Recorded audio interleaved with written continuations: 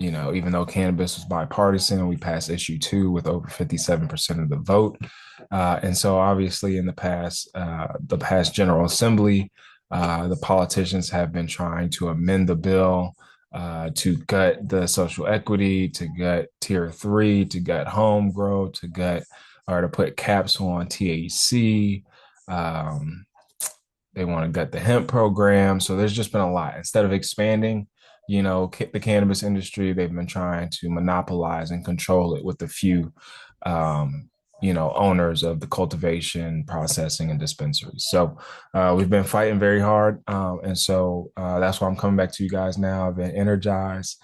Shout out to the Ohio Cannabis Coalition, which is a group of advocates, entrepreneurs, home growers, caretakers, Ohioans from all walks of life, both sides of the aisle, R's, D's, independents, people that probably don't do anything. I don't know. But we've come together on the common ground of cannabis and cannabis being of benefit to us in some form or fashion, but also to our communities.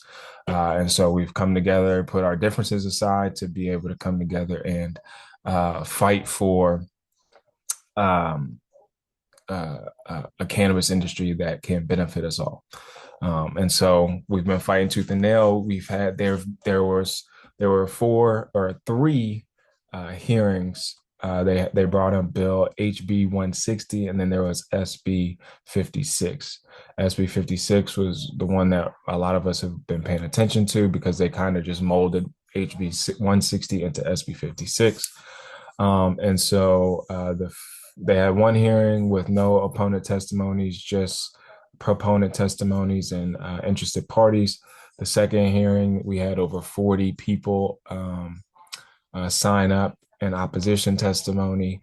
The third hearing, we had 40 people sign up for opposition testimony. And then they were scheduling a fourth hearing and for a possible vote.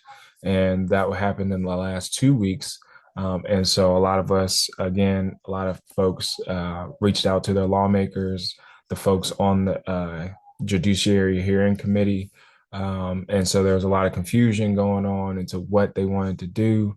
And so they ended up canceling the fourth hearing back to back. So they canceled it one time and then they randomly came back and said, hey, we're going to do this again this week. And then everybody scrambled, called their legislators, got on the phone, email. We did a lot of Instagram stuff. Came back the morning of, people were traveling from all over the state to come to the state house. And word had got out that it had actually been canceled again. So the legislature goes into recess on the 30th, I believe. And so obviously that's Monday. The governor is getting ready to pass a $60 billion budget. And so for now, it looks like we stalled that any changes to the cannabis laws right now, at least until summertime's up. So it's a battle win. You know what I mean? It's definitely a battle win. Because they're trying to criminalize us again for using cannabis. They're trying to criminalize passengers in a car for using cannabis or passing cannabis. They're trying to criminalize going across the border to Michigan, coming back across the border in Ohio with cannabis. They want to criminalize that. They want to create a fund, or not fund, but fines. So you got fines and then jail time, which we do not want.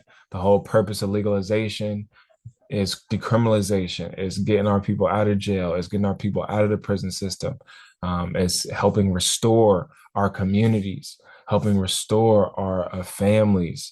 And so that's what we want. And so, yeah, it's been a long few months, y'all. And I'm sorry I haven't had, a lot of time to really put into the podcast or into YouTube. A lot of life has been happening as well. So, but I'm thankful to be here. I'm thankful for everybody who has subscribed so far. Thankful for all of our followers on Instagram,